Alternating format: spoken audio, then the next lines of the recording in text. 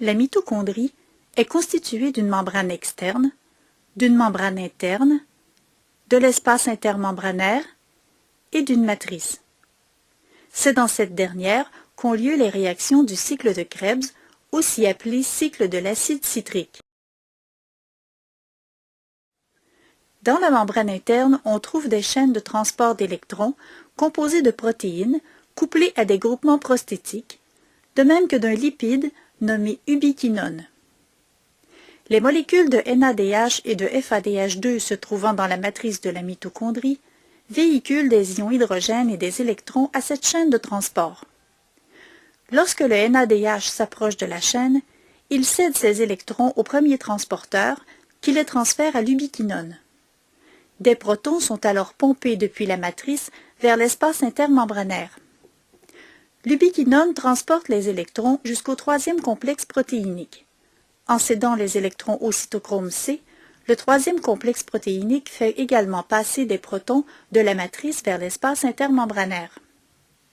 À son tour, le cytochrome C cède ses électrons au quatrième complexe protéinique qui, lui aussi, envoie des protons dans l'espace intermembranaire. Quant au FADH2, il cède ses électrons non pas au premier complexe protéinique, mais plutôt au deuxième complexe. Enfin, l'oxygène que nous respirons entre alors en jeu. C'est en effet lui qui viendra prendre les électrons au quatrième complexe protéinique pour ensuite s'unir à des protons et former de l'eau. On dit de l'oxygène qu'il est le dernier accepteur d'électrons. Sans oxygène, la chaîne est complètement paralysée et les NADH et FADH2 ne peuvent plus se débarrasser de leurs électrons. Les protons accumulés dans l'espace intermembranaire retournent dans la matrice en passant par un canal, c'est l'ATP synthase.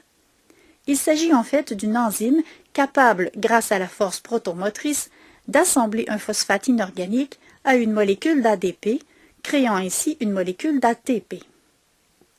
Chaque NADH qui cède ses électrons contribue ainsi à la formation d'environ 3 molécules d'ATP, tandis que le FADH2 pourra former environ 2 molécules d'ATP.